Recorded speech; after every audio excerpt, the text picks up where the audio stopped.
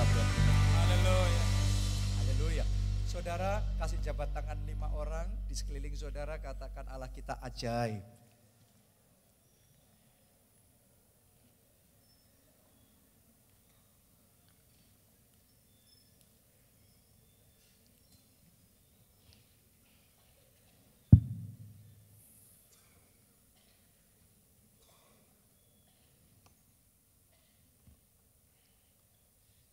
Siapa yang percaya kita punya Allah yang ajaib? Boleh lambaikan tangan. Dua-duanya tinggi-tinggi. Kita kasih tepuk tangannya yang paling meriah buat Allah yang ajaib, yang hadir di tengah-tengah kita. Dan hari ini saya senang sekali ada bersama dengan saudara. Saya yakin ini ibadah yang diberkati oleh Tuhan. Amin. Dan sebelum kita masuk dalam firman Tuhan, saya terlebih dahulu ingin menyapa Pak Obaja, gembala senior kita bersama dengan seluruh rombongan yang sekarang sedang ada di Holy Land, juga sedang ikut menyaksikan live streaming ibadah saat ini juga. Salam dari Solo, salam dari Indonesia, pengurapan Tuhan selalu menyertai dan berkat Tuhan tercurah luar biasa. Amin. Sekali lagi kita kasih tepuk tangannya, pula yang paling meriah buat Pak Obaja dan seluruh rombongan yang berangkat ke Holy Land kali ini. Saudaraku, hari ini kita akan masuk di dalam satu seri khotbah yang baru bulan ini. Dan seri khotbah ini buat saya spesial sekali karena ini bukan teori, tapi ini satu kehidupan, ya. Dan ini kehidupan yang saya doakan akan saudara alami secara pribadi dalam hidup saudara. Judul khotbah ini adalah open heavens. Saya berdoa dalam hidup saya selalu ada open heavens. Saya percaya dalam gereja kita ada open heaven. Apalagi di Widuran ini, atasnya aja sudah open heaven, saudara. Oke, dan saya percaya untuk setiap jemaat di tempat ini ada open heaven, ada langit terbuka, ada surga terbuka di atas hidup saudara. Amin. Nah, tapi hari ini saya ingin ajak saudara untuk bisa memahami apa sih artinya open heaven itu. Apa artinya surga terbuka itu. Saudaraku, di dalam doa Bapa kami, Tuhan Yesus mengajarkan kepada kita untuk berdoa dan berkata begini.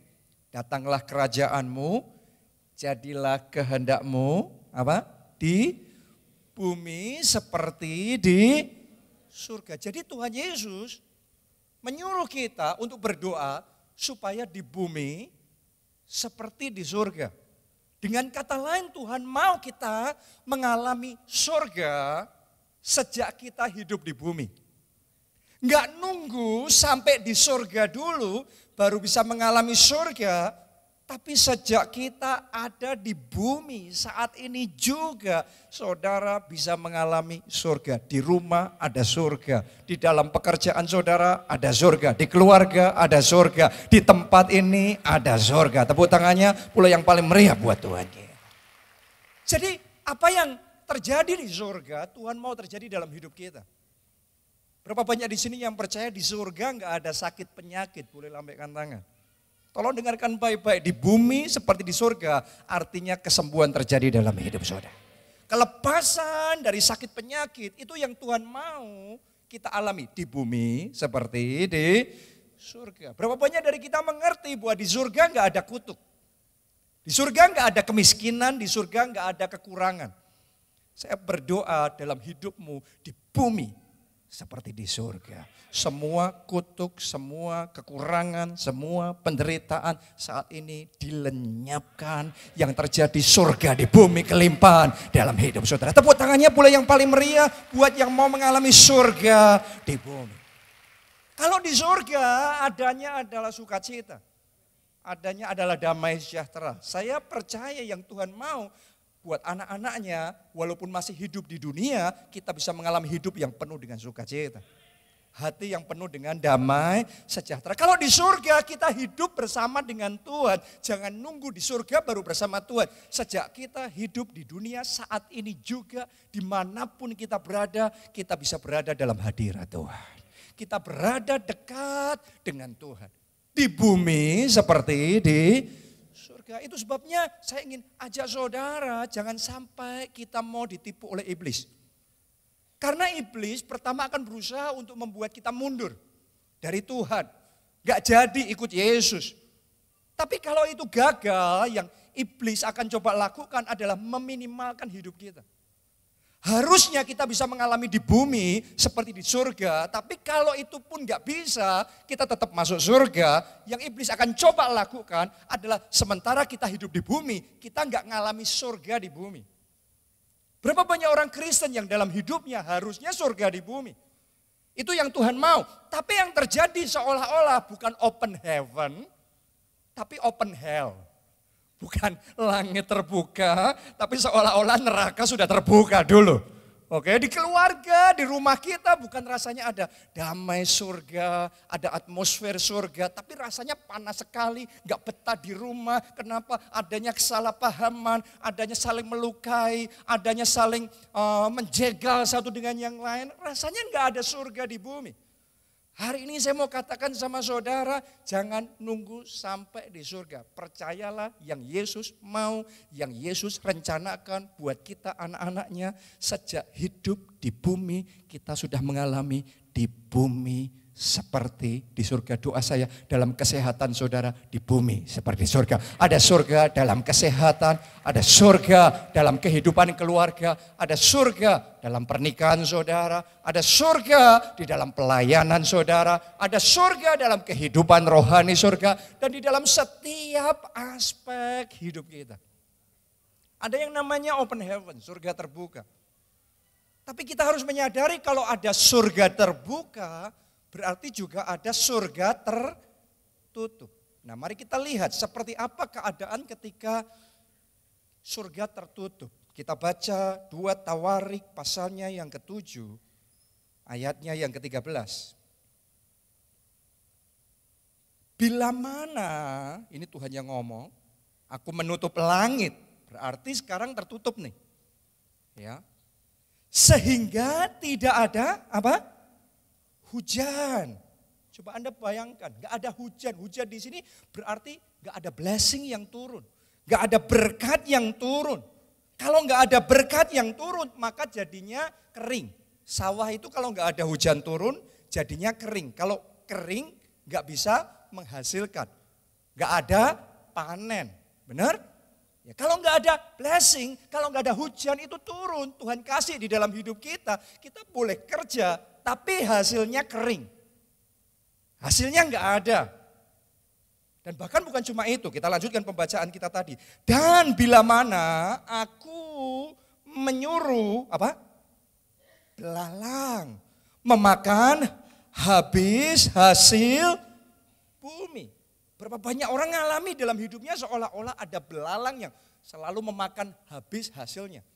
Sebagian orang berusaha, berjuang tapi nggak ada hasilnya karena kering. Ya nggak ada hujan. Sebagian ada hasilnya tapi seolah-olah banyak yang makan. Oke, ada belalang pelahap yang memakan hasilnya. Belalang pelahap itu bicara banyak hal saudaraku. Ada sakit penyakit mungkin. Ya, ada pencuri berkat, ada pencuri damai sejahtera, ada saja yang terjadi. Akibatnya sebagian orang kerja pintar, kerja hebat, kerja keras, apapun namanya, istilahnya, labelnya. Tapi seolah-olah semua yang dihasilkan habis lagi. Dihasilkan, habis lagi. Berapa banyak orang dalam hidupnya selalu habis dan habis. Ini surga tertutup. Oke, saya bacakan lagi.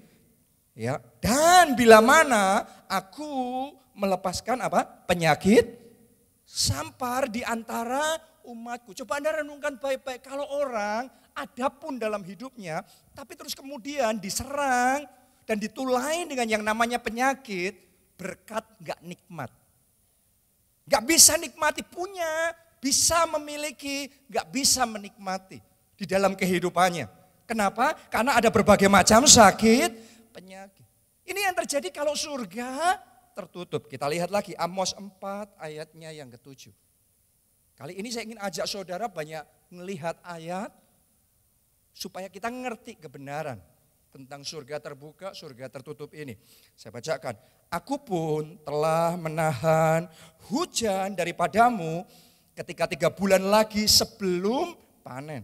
Aku menurunkan hujan ke atas kota yang satu dan tidak menurunkan hujan ke atas kota yang lain. Ladang yang satu kehujanan dan ladang yang tidak kena hujan menjadi kering. Coba Anda lihat ayat ini.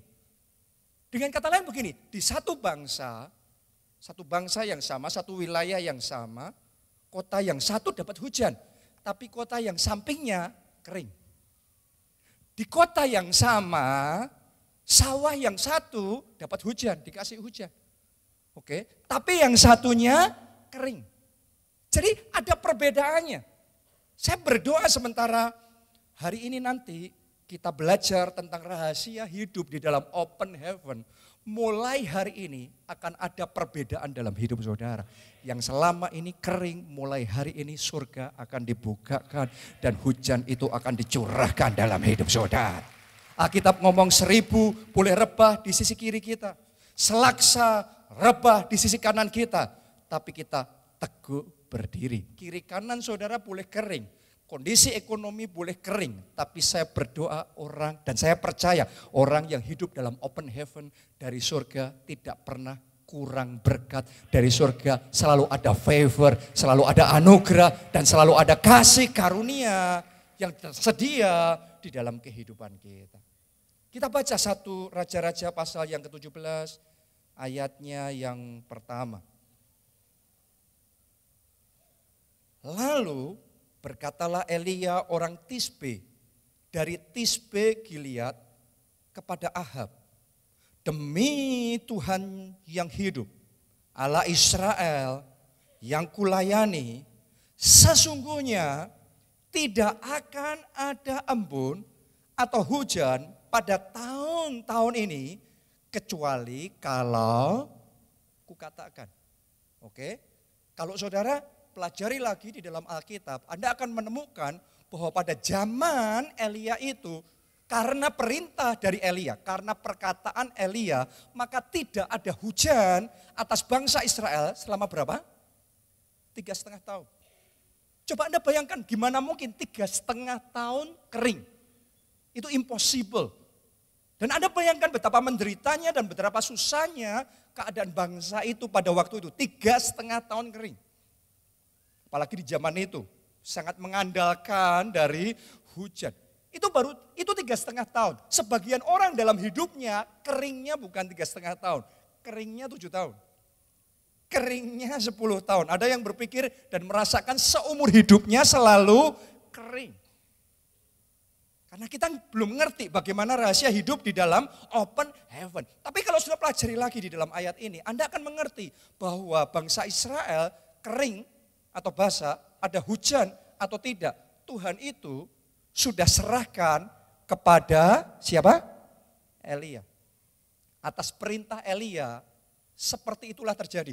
Dengan kata lain, surga terbuka atau tertutup buat bangsa Israel, itu atas perintah Elia. Dalam otoritasnya Elia.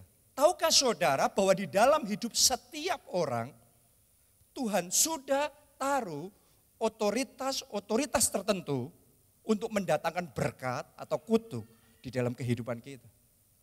Otoritas itu bisa saja orang tua kita. Makanya Alkitab berkata, hai anak-anak, hormatilah orang tuamu. Kenapa? Karena orang tua saudara otoritas yang Tuhan kasih atas hidup saudara. Bisa jadi orang tua saudara mengecewakan, bisa jadi orang tua saudara kurang menyenangkan atau mungkin buat saudara sangat tidak menyenangkan. Tapi saya ingin ajak saudara untuk menyadari itu salah satu otoritas yang Tuhan taruh atas hidup kita.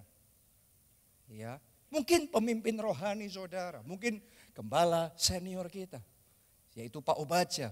Saya yakin dia juga adalah salah satu otoritas yang Tuhan taruh atas hidup kita.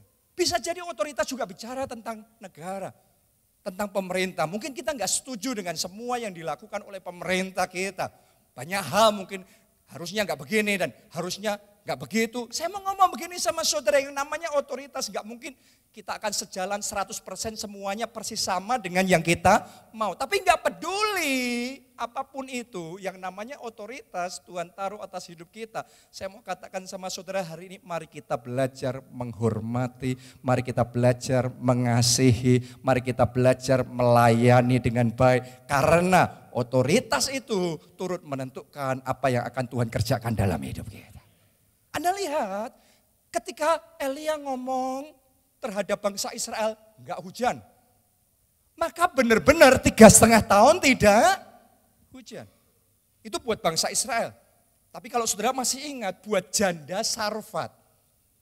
Di saat semuanya kering, tapi Elia ngomongnya kelimpahan.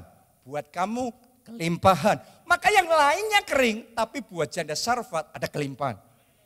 Itu power dari otoritas. Hari ini saya percaya ada otoritas Tuhan taruh di tengah-tengah kita, dan saya ingin ucapkan dengan iman dalam nama Yesus untuk setiap pelayan Tuhan dan untuk setiap jemaat keluarga Allah di tempat ini, terima favor, terima blessing, terima abundance, kelimpahan, terima kesehatan, terima mujizat, terima jawaban doa, great harvest terjadi dalam hidup saudara. Amin. Jadi hari ini kita perlu untuk mempelajari, sehingga kita bisa ngerti bagaimana kita mengalami open heaven dalam kehidupan kita. Nah, tadi kita sudah belajar tentang surga tertutup. Sekarang saya ingin ajak saudara untuk melihat apa kata firman Tuhan tentang surga terbuka ini. Ulangan 28 ayatnya yang ke-12. Ulangan 28 ayat 12. Tuhan akan membukakan bagimu perbendaharaannya yang melimpah, yakni apa? Langit. Jadi open heaven kalau dibuka, dalamnya itu perbendaharaannya yang melimpah. Perbendaharaan surga yang melimpah. Siapa di sini mau ngalami perbendaharaan surga yang melimpah? Oh, saya doa open heaven terjadi. Dalam nama Yesus dimulai sejak sekarang ini ada perbendaharaannya yang melimpah atas hidup saudara, atas keluarga saudara, untuk masa depan saudara. Amin. Lanjutkan lagi. Yakni langit. Untuk memberi apa? Hujan bagi tanahmu. Tanah hidup saudara perlu ada hujan, ada favor Tuhan, ada pengurapan Tuhan, ada penyertaan Tuhan. Hujan pada tanahmu pada masanya. Dan memberkati segala pekerjaanmu. Sehingga engkau memberi pinjaman kepada banyak bangsa, tetapi engkau sendiri tidak meminta pinjaman. Ini tidak saya persiapkan di bahan khotbah saya, tapi sementara kita baru saja baca ayat ini, saya rasakan Roh Kudus taruh di hati saya. 2018 ini, rema yang kita dapatkan adalah the year of great harvest. Dan salah satu great harvest yang Tuhan akan kerjakan dalam hidup cukup banyak orang di tempat ini. Tahun ini belenggu hutang saudara dipatahkan. Anda tidak akan lagi meminta pinjaman, tetapi justru saudara akan memberi pinjaman. Boleh katakan amin, tepuk tangannya mulai yang paling meriah buat Tuhan kita. Open heaven dimulai, semua hutang dilepaskan dalam nama Yesus. Amin. Saya ingin ajak saudara ngikutin cara Tuhan, bukan cara dunia. Cara dunia mungkin sebagian mempercayai untuk kaya butuh hutang yang banyak. Tapi saya yakinkan saudara, pada akhirnya, jangan bicara awalnya, pada akhirnya kalau saudara ngikutin Tuhan, petunjuk Tuhan selalu mendatangkan yang terbaik dalam hidup kita. Karena yang namanya petunjuk dunia, petunjuk manusia, Alkitab ngomong ada jalan yang disangka orang lurus, kayaknya hebat, ujungnya maut. Oke, firman Tuhan ngomong kamu tidak akan meminta pinjaman, tapi kamu memberi pinjaman. Ini blessing yang dari Tuhan. Ya, dan saya berdoa yang ini juga terjadi dalam hidup saudara. Lanjutkan lagi, Maleakhi pasalnya yang ketiga. Ayat 10 sampai ayat 12. Saya bacakan buat saudara, bawalah seluruh persembahan persepuluhan itu ke dalam rumah perbendaharaan supaya ada persediaan makanan di rumahku dan ujilah aku firman Tuhan semesta alam. Nah ini perhatikan, pada bagian ini perhatikan. Apakah aku tidak membukakan bagimu apa? Tingkap-tingkap langit. Berarti ini bicara tentang open heaven. Bicara tentang surga terbuka. Tadinya tertutup. Sekarang Tuhan ngomong, tes, uji aku. Apakah aku tidak membukakan tingkap-tingkap langit? Nah sekarang kita lihat, kalau tingkap langit mulai terbuka, apa yang akan mulai terjadi dalam hidup kita? Lanjutkan. Ya, apakah aku tidak akan membukakan bagimu tingkap-tingkap langit dan apa? Mencurahkan berkat kepadamu sampai berkelimpahan. Kenapa? Karena di tingkap langit itu ada perbendaharaannya yang melimpah. Kalau terbuka, dicurahkannya berkat sampai berkelimpahan. Oke, lanjutkan lagi. Ya, ayat yang ke-11. Aku akan apa? Menghardik bagimu. Berarti tadinya ada. Belalang pelahap itu terus menggerigitin, terus makan berkat kita, melahap berkat kita. Tapi Tuhan ngomong, aku akan menghardik bagimu belalang pelahap supaya jangan dihabisinya hasil tanahmu dan supaya jangan pohon anggur di padang tidak berbuah bagimu, firman Tuhan semesta alam.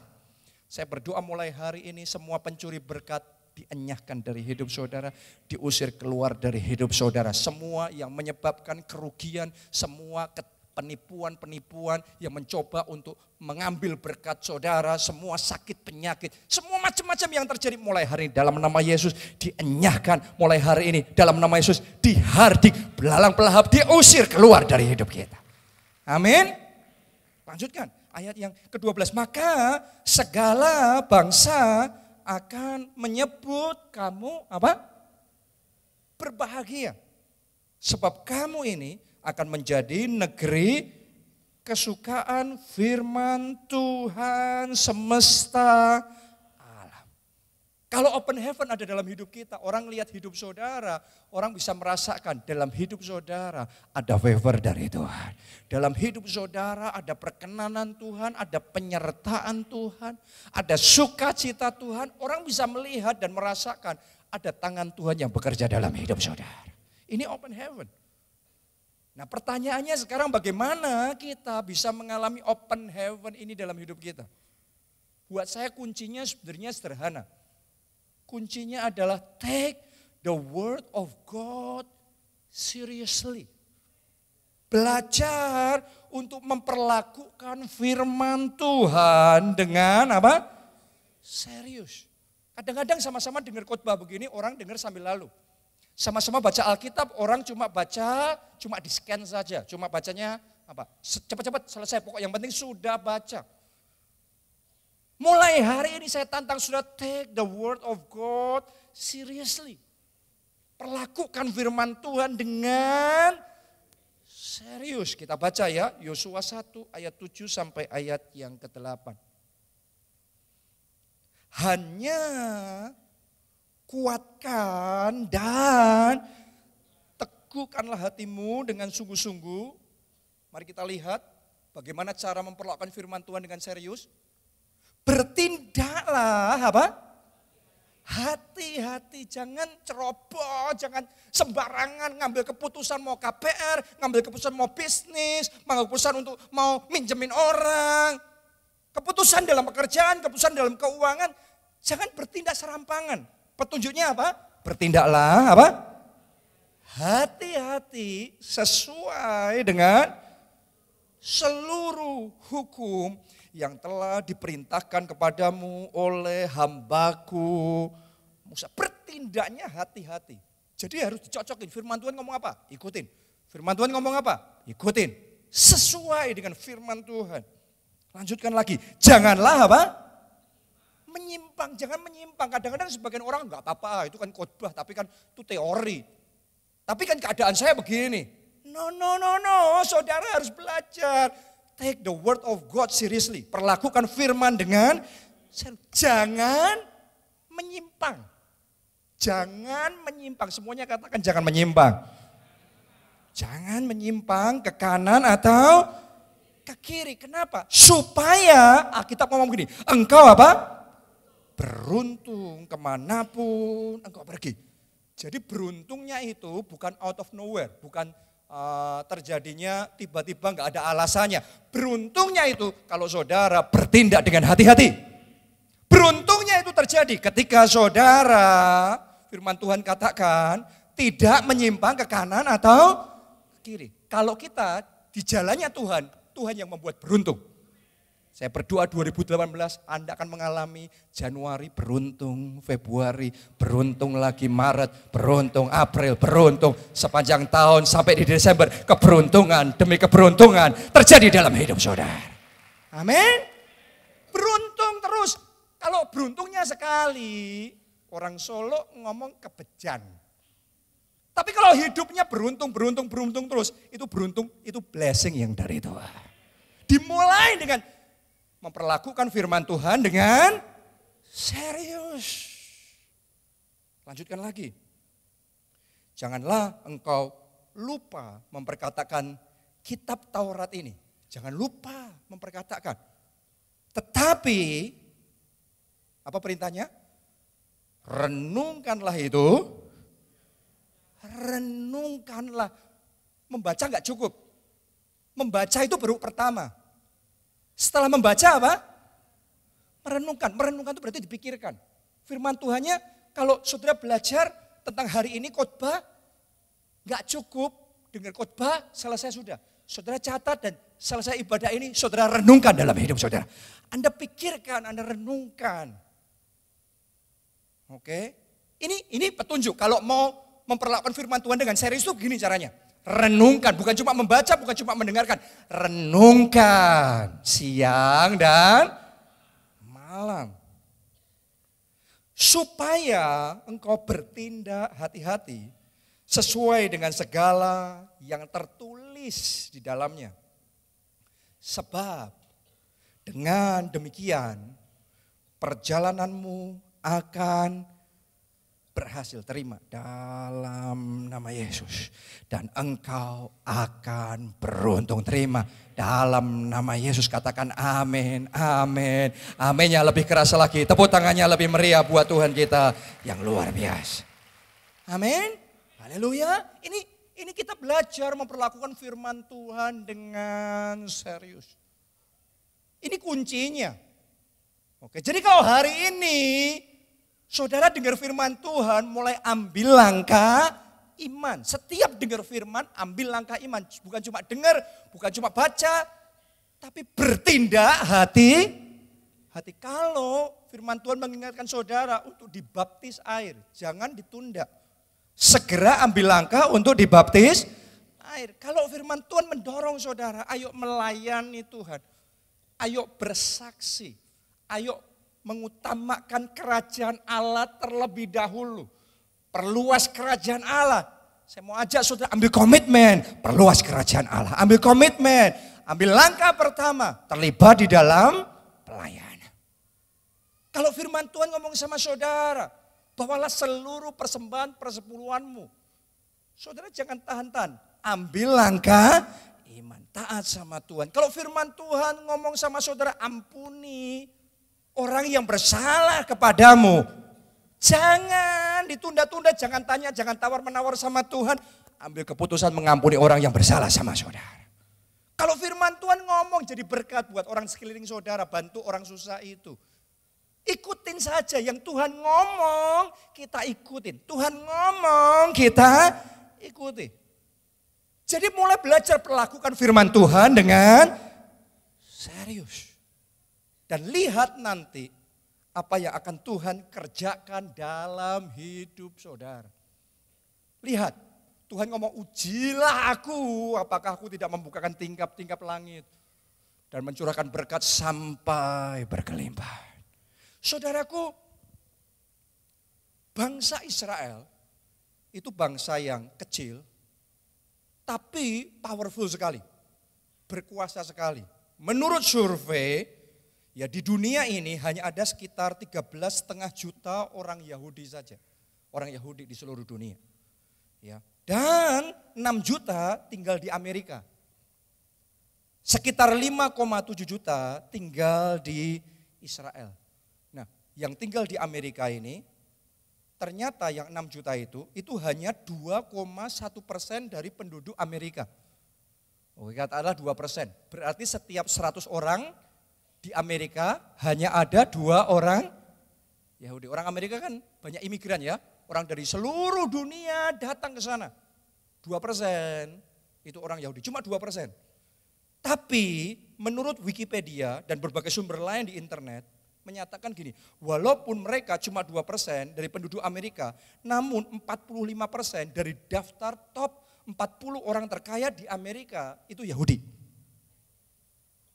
Ya, luar biasanya sepertiga dari orang-orang terkaya di Amerika Yahudi. Sepertiga itu kira-kira 33%, oke? Ya, padahal jumlah mereka cuma 2%. Para penemu paling terkenal termasuk Albert Einstein, orang Yahudi. Oke. Berbagai macam obat terpenting, teknologi yang paling canggih, yang paling berguna, yang kita pakai dalam hidup kita sehari-hari. Berbagai macam perusahaan teknologi, perusahaan media terbesar di dunia, perusahaan finansial terbesar di dunia dimiliki oleh orang Yahudi. Saya perjelas sama saudara, nama-nama yang mungkin kita lebih familiar. Ya, siapa di sini yang pakai internet? Tolong angkat tangan saudara yang pakai internet. Ya, siapa yang kalau search, kalau cari sesuatu di internet pakai Google, boleh angkat tangan saudara. Oke, itu Larry Page, Sergey Brin, itu Google saudaraku. Itu ternyata juga keturunan Yahudi. Oke, George Soros, hedge fund, salah satu terbesar di dunia, sama. Di sini siapa yang tahu ada komputer mereknya Dell? Michael Dell, dia juga sama, Yahudi. Steve Ballmer, CEO Microsoft tadinya sebelum diganti. Ya, ini juga Yahudi. Siapa yang punya akun Facebook? Tolong angkat tangan. Yang punya akun Facebook. Mark Zuckerberg juga Yahudi. Siapa yang pakai WhatsApp? Angkat tangan. Oh, hampir semuanya, oke. Ini juga orang Yahudi. Sekitar 25% pemenang hadiah Nobel dalam berbagai disiplin ilmu, terutama sains, itu Yahudi. Pertanyaannya begini, kenapa kok bisa seperti itu? Kenapa bangsa ini kok hebat sekali? Kenapa kok sangat berkelimpahan sekali? Saya renungkan saudaraku, saya percaya begini. Karena nenek moyangnya sudah nabur dulu, nenek moyangnya sudah take the word of God seriously terlebih dahulu, memperlakukan firman Tuhan dengan serius dulu, buka jalan dulu, sekarang anak cucunya yang diberkati. Kadang-kadang kita berpikir, kok bisa ya? Padahal sebagian dari mereka bahkan tidak kenal Tuhan. No, janji firman Tuhan ngomong begini, saudara harus ngerti, Alkitab tuh ngomong begini, kutuk itu kena sampai generasi ketiga, bahkan generasi keempat. Tapi berkat itu sampai beribu-ribu keturunan. Itu firman Tuhan, Tuhan yang ngomong. Jadi walaupun keturunannya sekarang ini mungkin hidupnya masih kayak begitu. Tapi nenek moyangnya sudah melakukan yang benar.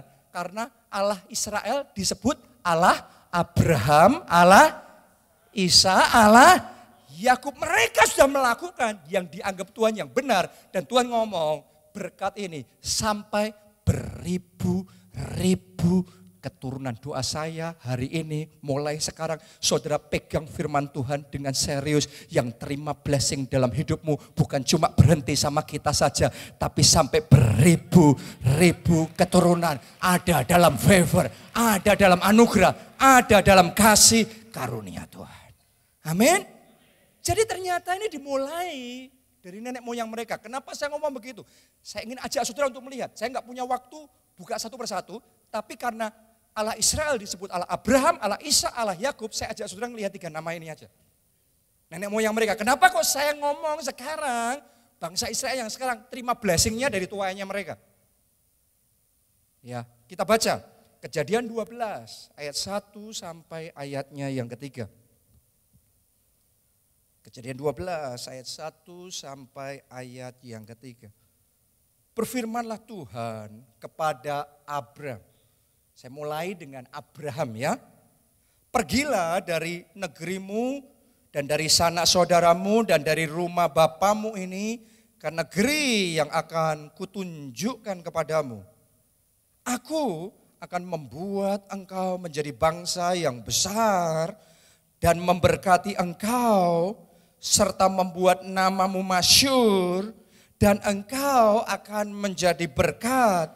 Aku akan memberkati orang-orang yang memberkati engkau dan mengutuk orang-orang yang mengutuk engkau, dan olehmu semua kaum di muka bumi akan mendapat berkat. Boleh lihat ke depan sini? Kalau saya katakan ini adalah kesepakatan awal antara Tuhan sama Abraham. Ya, Tuhan ngomong, Abraham kamu pergi dari tempat ini, kamu ngikut aku. Tadinya Abraham itu belum menyembah Allah Yehova.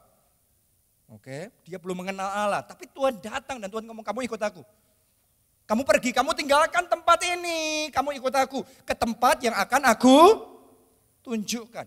Yang luar biasa saudaraku, buat saya Abraham itu memperlakukan firman Tuhan dengan serius. Sejak awal ikut Tuhan, Tuhan ngomong apa, dia lakukan. Tuhan ngomong apa, dia kerjakan dengan sungguh-sungguh. Disuruh ninggalin tempat asalnya itu bukan hal yang ringan, bukan hal yang sepele. Tapi Abraham melakukan itu dalam hidupnya. Jadi ini deal kesepakatan antara Tuhan sama Abraham. Ini perjanjian antara Tuhan sama Abraham. Oke, yang namanya perjanjian itu dua pihak, beda sama janji. Janji itu kalau Tuhan berjanji sama kita, ya intinya kita ngelakuin atau kita nggak ngelakuin, Tuhan akan kerjakan. Oke, Tuhan memberikan matahari kepada semua orang. Tuhan memberikan hujan kepada semua orang. Tapi perjanjian itu ada bagian yang kita harus lakukan, yang harus kita kerjakan. Dan Abraham ngikutin itu. Bukan cuma itu saja, kalau Anda baca kisah berikutnya lagi dalam hidup Abraham, Abraham ini terus menerus. Sampai saudaraku, Abraham disuruh menyerahkan Ishak saja, dia lakuin apa tidak? Dia lakuin. Abraham disuruh persepuluhan, dia lakuin apa tidak? Dia lakuin juga. Abraham disuruh pindah lagi ke sini, disuruh ini. Abraham taat sama Tuhan. Karena Abraham sudah melakukan bagiannya itu, sekarang perjanjian sama Tuhan itu sudah stempel, sah. Jadi sekarang Tuhan terikat kepada beribu-ribu keturunannya diberkati karena ketaatan Abraham. Kenapa kok saya bisa ngomong Abraham sudah melakukan bagiannya? Saya ingin ajak saudara untuk perhatikan berikutnya. Tadi kan Allah Abraham, Allah Ishak. Sekarang kita lihat Ishak, tapi dalam Ishak saudara kan melihat Tuhan mengakui Abraham sudah melakukan kewajibannya. Kita baca dulu ya, Kejadian 26. Ayat 1 sampai ayatnya yang ke-6. Sekarang tentang Ishak. Maka timbullah kelaparan di negeri itu.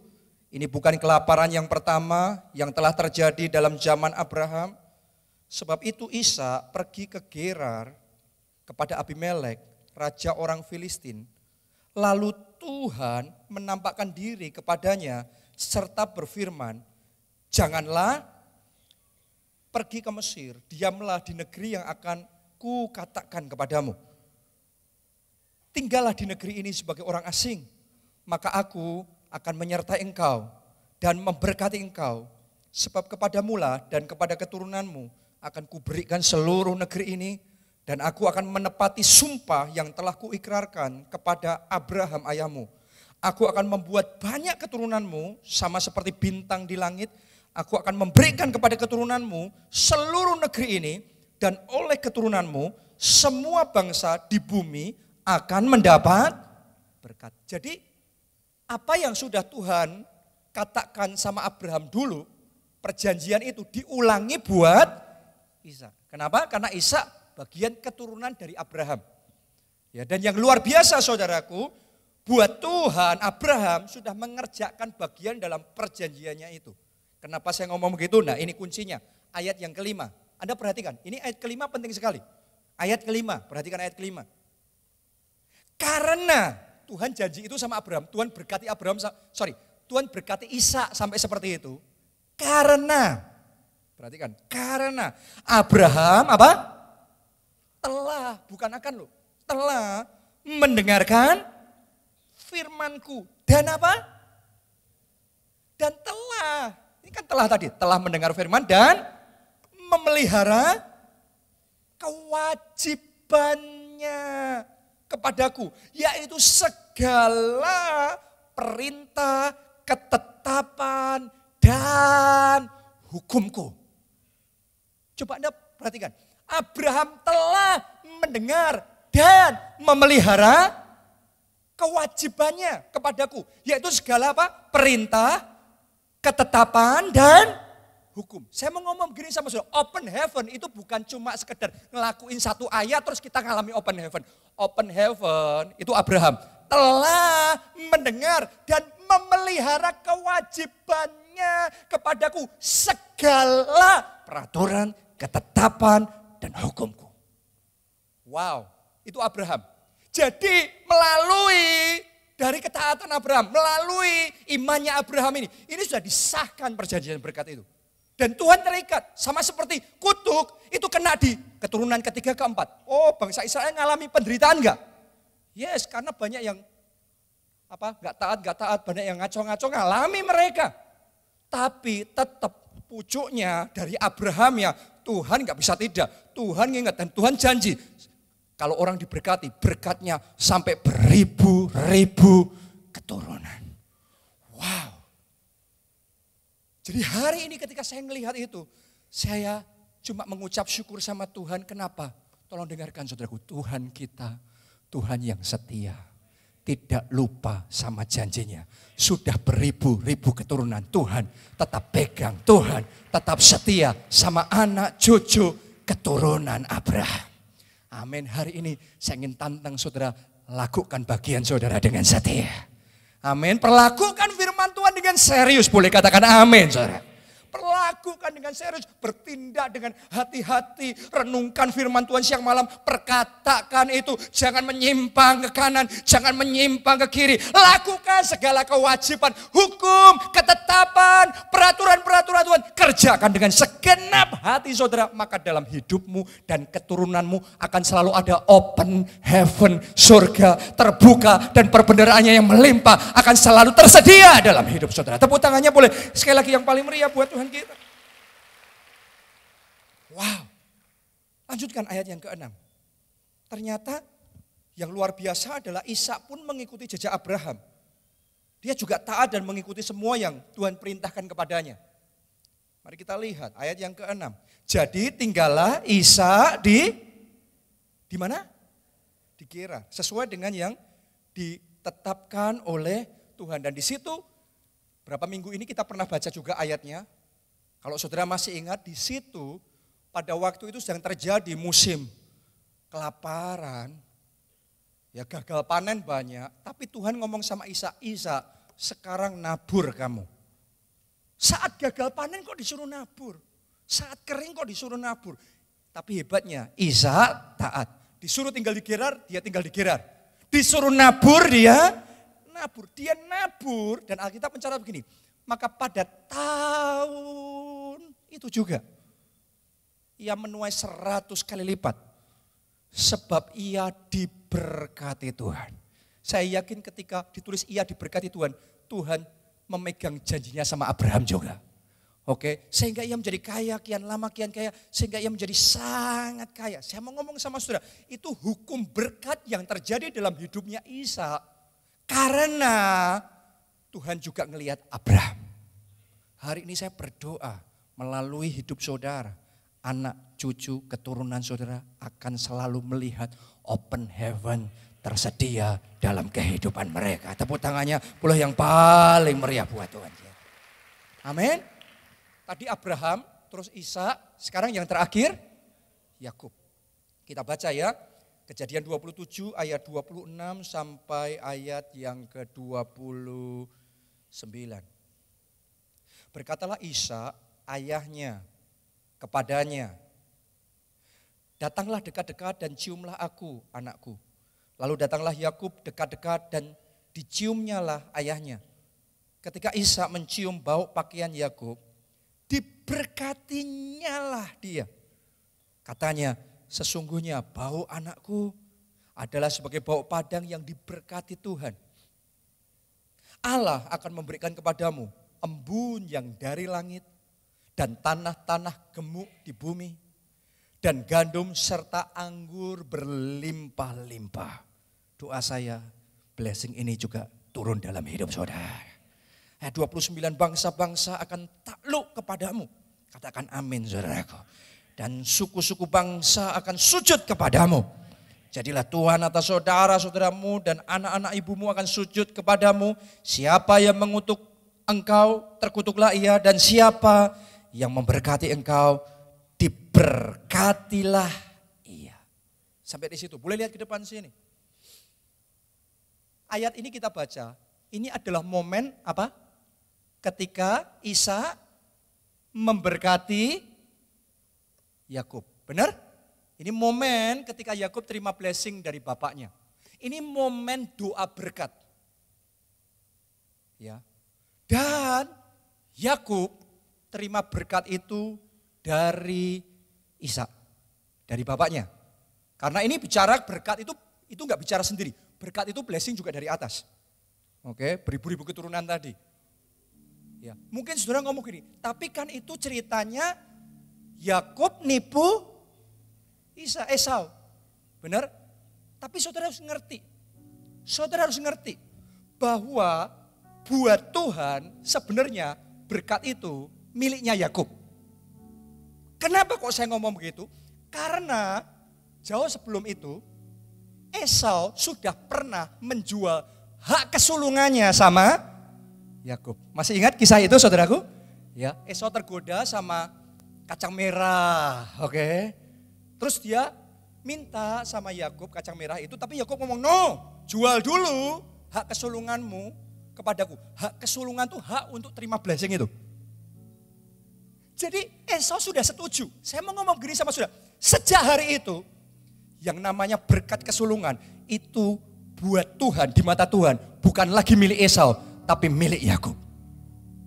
Esau itu saudaraku, orang yang gak nganggap penting doa berkat. Esau itu orang yang tidak memperlakukan dengan serius firman Tuhan. Ya asal, dia sudah ngapain sih ya berkat. Bahkan dia jual. Anda bayangin, dia gak peduli, dia firman Tuhan ya asal-asal aja. Dia jual, tapi Yakub ini lebih dari berkat, lebih dari warisan. Setahu saya dia terima warisannya bukan secara jasmani, bukan dari Ishak loh. Yang dia terima dari Ishak adalah doa berkatnya. Yang diterima Esau itu harta jasmaninya. Oke, yang satu terima doa berkatnya, berkat rohaninya, janjinya. Yang satu terima hartanya. Tapi Anda lihat perbedaan berikutnya dalam hidupnya. Yakub ini tahu hukum berkat itu real. Hukum berkat itu nyata. Kalau orang dalam hidupnya ada hukum berkat yang berlaku, ada hope, open heaven. Saudara boleh memulai dari enggak ada apa-apanya. Tapi berkat yang dari surga akan menyertai saudara. Akan menyertai perjalanan saudara. Apa saja yang kau perbuat akan dijadikan Tuhan berhasil. Tuhan yang akan membuka jalan yang tidak terbuka. Tuhan yang akan memberikan kesempatan yang tidak terpikirkan. Dan Tuhan akan mencurahkan berkat sampai berkelimpahan. Jadi buat Tuhan diizinkan terjadi. Kenapa? Karena Esau sudah jual hak kesulungannya. Blessing ini milik Yakub sah. Cuma Yakub dapatin itu dia pakai nipu-nipu gitu aja deh. Dan karena itu dia juga mengalami konsekuensi. Tapi sebenarnya saya yakin Ishak, kalau Yakub gak nipu, Ishak memberkati pun. Sama seperti Tuhan bisa ngomong sama Abraham. Ketika Abraham mempersembahkan Abraham jangan kau lakukan itu. Benar? Saya yakin Tuhan juga bisa melakukan hal yang sama. Yes, karena itu sudah milik Yakub. Jadi makanya Allah Abraham, Allah Ishak, Allah Yakub. Saya berdoa mulai hari ini lebih dari sekedar harta jasmani, harta dunia. Saudara semua di tempat ini, take the word of God seriously. Saudara semua tempat ini memperlakukan firman Tuhan dengan serius. Saudara menganggap penting doa berkat. Saudara menganggap penting janji Tuhan dalam hidup saudara. Kalau itu yang Anda terima, lihatlah bagaimana Tuhan akan bekerja dengan hebat dalam hidup saudara.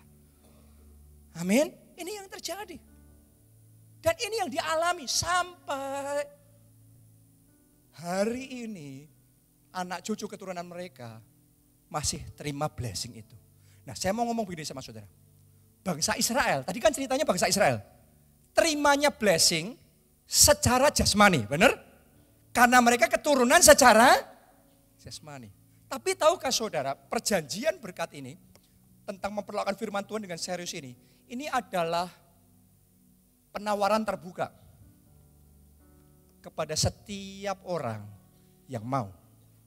Kalau saudara juga mau masuk dalam perjanjian sama Tuhan ini, dan Anda mau take the word of God seriously, memperlakukan firman Tuhan dengan serius, maka apa yang Tuhan kerjakan buat Abraham, Tuhan akan kerjakan dalam hidup saudara. Apa yang Tuhan kerjakan buat Ishak, Tuhan juga kerjakan buat saudara. Apa yang Tuhan kerjakan dalam hidup Yakub, Tuhan juga bekerjaan dalam hidup saudara. Lihat Yakub, dia setelah terima doa berkat dari bapaknya, terus kan Esau marah, terus kemudian setelah itu Yakub harus melarikan diri, benar? Tapi dalam perjalanan itu Alkitab mencatat, dia mimpi di battle itu, terus surga apa? Terbuka, ada malaikat yang naik turun. Dia pergi itu nggak bawa apa-apa. Tapi nggak bawa apa-apa, tapi di atas hidupnya ada open heaven. Jadi waktu dia ada di Laban, dari nggak ada apa-apa, dia berangkat dan dia kerja. Waktu balik, kita mencatat jadi sekumpulan besar. Akan ada orang-orang di tempat ini, sekarang manusia melihat saudara bukan apa-apa. Tapi saudara hari ini ambil komitmen, take the word of God seriously, memperlakukan firman Tuhan dengan serius. Dari nggak ada apa-apa, Tuhan akan kirimkan great harvest, sekumpulan besar, menjadikan saudara sekumpulan besar. Tepuk tangannya pula yang paling meriah buat Tuhan kita. Saya bersyukur akhir tahun kemarin oleh anugerah Tuhan, saya diberi kesempatan untuk berangkat ke Nigeria dan di sana melihat gereja terbesar di dunia. Saudaraku, waktu saya ada di sana, saya menyadari sesuatu. Karena sebelum saya sampai di sana, saya berpikir bahwa gereja kita ini sudah hidup dalam open heaven yang besar. Tapi ternyata setelah sampai di sana, saya baru sadar ternyata ada open heaven yang lebih besar lagi. Jadi gini, sama-sama open heaven, ada hujan yang turunnya gerimis, ada hujan biasa, tapi ada hujan yang lebat sekali. Saya setelah sampai di sana lagi menyadari bahwa kita ini baru mengalami gerimis. Kenapa? Karena yang Tuhan kerjakan di sana itu wow. Saya terkagum-kagum bagaimana dalam satu ibadah, dalam satu KKR, 8 juta orang bisa kumpul bareng. Coba Anda bayangin berapa sih penduduk kota Solo? Kalau Solo berapa ya yang tinggal di Solo? Berapa? 800? 500 ribu. Se-Solo dikumpulin itu 500 ribu. Ini 8 juta. Gimana caranya?